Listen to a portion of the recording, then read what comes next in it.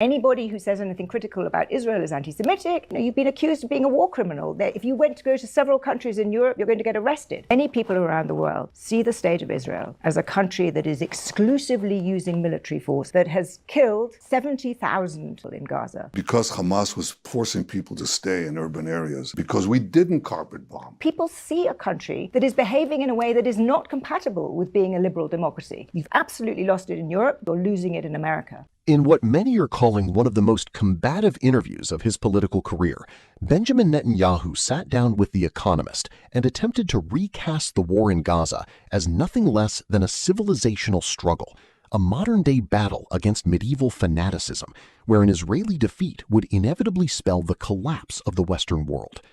But rather than the controlled platform he may have expected, Netanyahu walked into a forensic dismantling. Editor-in-chief Zanny Minton Beddoes refused to let the grand narrative land unchallenged, pushing back at every turn with precision and composure. In this breakdown, we're going to walk through exactly how she did it, how she confronted his framing with the ground reality of Gaza, how she held the line when he tried to weaponize British history to shield his military strategy, and why this particular exchange matters beyond just one interview. Let's get into it. There is a huge battle today between the forces of civilization, the forces of modernity, and the very fanatic forces who want to take us back to the early Middle Ages, and do so with a violence that is unimaginable. You've seen these pictures of people cutting open the chest of an enemy, these Islamists, tearing out the heart. The person is still alive and eating the heart. That tells you something. Now, that mentality, that fanaticism has to be confronted. It will move and invade your countries, and it will destroy them. Israel is not just fighting our battle, it's fighting the battle against radical Islam that threatens the future of the world. And I think many people thought communism would threaten the world, or China would threaten the world. I'm saying that this untethered force of an extremist ideology that knows no limits, if it has nuclear weapons, the ballistic missiles to deliver them, and the masses that will destroy democracies, burn Christians. Prime Minister, we're committed to defending Christians around the world and in the Middle East. If they win the day, we all lose. Israel is defending itself, but in so doing, we're defending Western civilization. Prime Minister, that is one way of viewing the world, and I have some sympathy with some of what you've said. Let me give you another way, which is that many people around the world see the state of Israel as a country that is exclusively using military force, that has killed 70,000 people in Gaza, that is doing nothing to create a sustainable future for people there. That is a country, you've been accused of being a war criminal. If you went to go to several countries in Europe, you're going to get arrested. This is not just mad campus radicalism. This is a feeling around the world. You said it yourself to us just now. In public opinion around the world, Israel is doing very poorly. And it's doing very poorly because people see a country that is behaving in a way that is not compatible with being a liberal democracy. And therefore, I think you have a problem. I think that loss of public opinion, what struck me from your autobiography was how subtly and for how long you have understood this. You know that political power comes from public opinion, and you know that you need to win the battle of public opinion, and you're losing it. You've absolutely lost it in Europe, but much more worryingly for you, you're losing it in America. And I think that what you've just told me about fanaticism is true in part, but it is not going to shape public opinion. People are going to roll their eyes and say, he's saying that anybody who says anything critical about Israel is anti-Semitic. He's giving this large, this story about fanaticism, and he's not accepting the fact that Israel is behaving in a way that we think is incompatible. Pay close attention to how Netanyahu opens, because it is textbook rhetorical engineering. Rather than engaging with the conflict on political, legal, or humanitarian terms, he immediately elevates it to an almost mythological plane: civilization versus the Middle Ages. This is not accidental. By reaching for graphic, visceral imagery, the image of a chest being cut open, a heart being torn out of a living person, he is not simply describing an atrocity.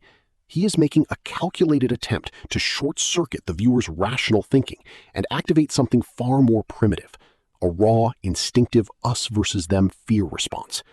He then takes it a step further, positioning Israel not merely as a country defending itself, but as the designated protector of Christians, Western democracy, and civilization itself. The implied message to Europe is clear: stop criticizing, start supporting. What makes Beddoes' response so effective is that she doesn't take the bait and argue on his emotional terrain. Instead, she does something far more tactically sound. She briefly acknowledges his framing, granting it partial sympathy, and then immediately redirects the conversation to the concrete and measurable. 70,000 people dead in Gaza, no credible path forward for the population there, and an Israeli prime minister facing war crimes accusations who would risk arrest in multiple European countries. She also dismantles one of Netanyahu's quieter assumptions, that criticism of Israel is a fringe phenomenon driven by radicalized students on university campuses. Beddoes makes clear this is not a recent or marginal position.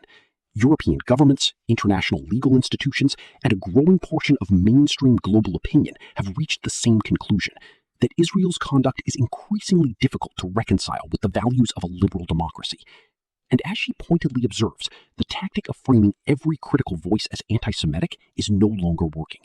The world has noticed the pattern, and it is losing patience with it.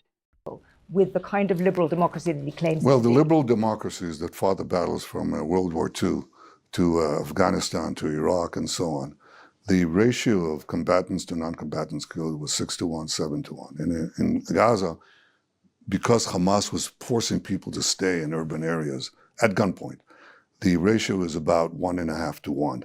And we lost a lot of soldiers because we didn't carpet bomb. We that didn't is disputed, Prime Minister. We didn't do. People have different ratios as well, including I'm telling you, you don't actually, but that's not the point. It certainly wasn't 6-1 or 7-1, and we certainly didn't carpet bomb, which we could have done right away. We've lost a lot of people by my refusal and the IDF's own mores in making sure that doesn't happen. Now, if you have the densest urban warfare theater in history, with 500 kilometers of terror tunnels underneath, 50 meters below, 50 meters above, everything booby-trapped, and you don't come in and just bomb the place to smithereens, which we didn't. I mean, we had everything booby-trapped. We moved the population out, and then you have to fight the Hamas in there. The ratios in Mosul, the ratios in Fallujah, the ratios elsewhere, there's nothing comparison, and that was nothing compared to what our soldiers, our brave soldiers, had to face in Gaza. So I dispute the fact. The argument that you put forward is being put forward. It doesn't make it true. What is true is that Israel is fighting these worst killers, these people who took not only beheaded our men, raped our women, and then murdered them, burned our babies alive, and took 255 hostages, which we took out. Nobody believed that we got them out. These are barbarians, and they're given a free look. I have demonstrations on behalf of Hamas. Notice that they're burning the flag of Israel and the flag of the UK, the flag of Israel and the flag of America. When you have pro-Israel demonstrations, they wave Israeli flags, they wave American flags, they wave British flags. These people are against you, whether you recognize it or not. They will sweep away your societies, your freedoms, your ideas, the values that we cherish exactly Prime as you Minister, do. it really isn't just extreme radicals. There are huge numbers of people who are concerned about Israel's behavior, frankly, including people like me. Well, Friends of Israel who I are think that if concerned. Britain was invaded, forgive me, if Britain was invaded and you had the equivalent, in Britain, your population is what, 65 million, something like that, 60 million, right?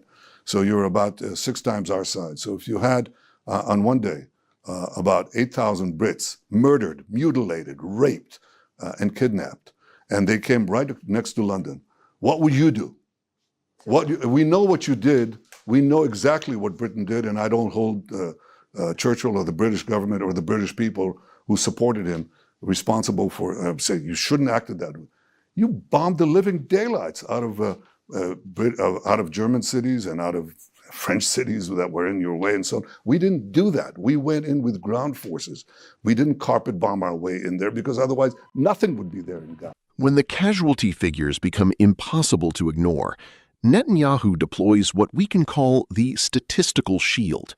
He presents a combatant-to-civilian kill ratio of approximately 1.5 to 1, and frames it as evidence of remarkable moral restraint by citing comparisons to World War II, Fallujah, and Mosul, where he claims the ratio reached 6 or 7 to 1.